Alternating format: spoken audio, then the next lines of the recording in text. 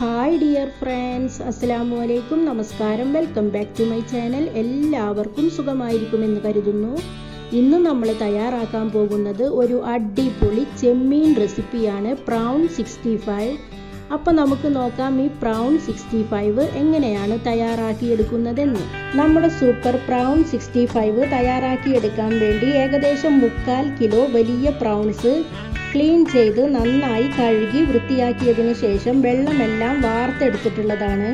ഇനി നമുക്ക് ഈ പ്രാൺസ് ഒന്ന് മാരിനേറ്റ് ചെയ്യാം. അതിനു വേണ്ടി നമുക്ക് ഇതിലേക്ക് 1 ടേബിൾ സ്പൂൺ മുഴുവനായിട്ടുമുള്ള മുളക് പൊടി ചേർത്ത് കൊടുക്കാം.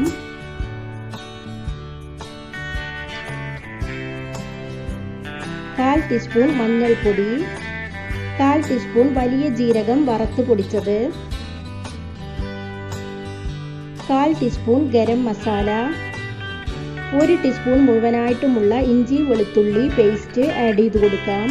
അടുത്തതായി നമ്മൾ ഇതിലേക്ക് ചേർത്ത് കൊടുക്കുന്നത് നമ്മുടെ പ്രാൺ 65ന്റെ പുറം ഭാഗം അല്പം ക്രിസ്പി ആയിരിക്കാൻ വേണ്ടി 1 ടേബിൾ സ്പൂൺ അളവിലുള്ള കോൺഫ്ലോർ ആണ്.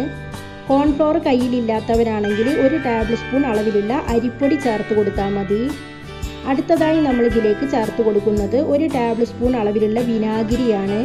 വിനാഗിരി ചേർത്ത് കൊടുക്കുകയാണെങ്കിൽ നമ്മുടെ പ്രാൺ 65ന്റെ ഉൾവശം നല്ല സോഫ്റ്റ് ആയിട്ട് കിട്ടും. ഇനി നമുക്ക് ഇതിലേക്ക് പാകത്തിനുള്ള ഉപ്പും കൂടി ചേർത്ത് കൊടുക്കാം. നമ്മുടെ പ്രാൺ 65ന് നല്ലൊരു കളറായി കിട്ടാൻ വേണ്ടിയിട്ട് 1/4 ടീസ്പൂൺ അളവിലുള്ള റെഡ് ഫുഡ് കളർ ആഡ് ചെയ്ത് കൊടുക്കാം.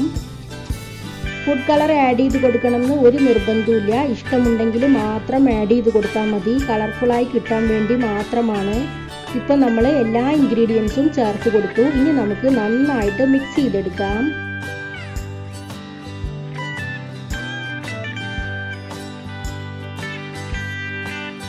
പ്രാൺസ് നമ്മൾ മാരിനേറ്റ് ചെയ്തിട്ടുണ്ട്. ഇനി നമുക്കിത് അടച്ചു വെച്ച് അരമണിക്കൂർ സമയമെങ്കിലും റെസ്റ്റ് ചെയ്യാൻ വേണ്ടി മാറ്റി വെക്കാം. പ്രാൺസ് നമ്മൾ മാരിനേറ്റ് ചെയ്തിട്ട് ഏകദേശം അരമണിക്കൂർ കഴിഞ്ഞിട്ടുണ്ട്.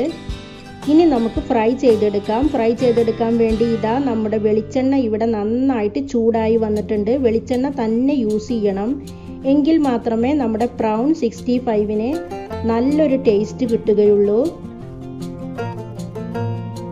വെളിച്ചെണ്ണ നന്നായിട്ട് ചൂടായി വന്ന ശേഷം ഫ്ലെയിം നന്നായിട്ട് കുറച്ച് വെക്കണം. ലോ ഫ്ലെയിമിൽ വെച്ച് മാത്രമേ നമ്മുടെ പ്രാൺ 65 തയ്യാറാക്കി എടുക്കാൻ പാടുള്ളൂ, ഇല്ലെങ്കിൽ പ്രാൺ പെട്ടെന്ന് തന്നെ ഹാർഡായി പോകും.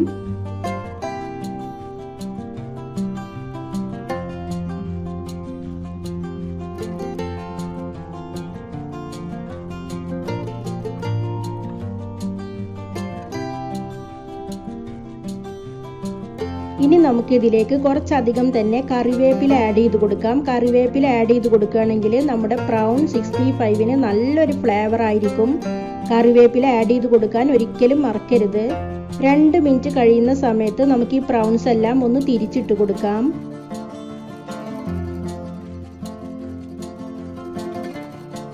ഇപ്പോൾ ഏകദേശം 4 മിനിറ്റ് കഴിഞ്ഞിട്ടുണ്ട്. ഈ പ്രാൺസിന്റെ ഉൾവശം നല്ല സോഫ്റ്റും അതുപോലെ തന്നെ പുറംഭാഗം അല്പം ക്രിസ്പിയുമായിട്ടാണ് ഇരിക്കുന്നത്. ഇനി നമുക്ക് ഇത് മുഴുവനായിട്ടും വെളിച്ചെണ്ണയിൽ നിന്ന് മാറ്റി ബാക്കിയുള്ളത് കൂടി ഫ്രൈ ചെയ്തെടുക്കാം.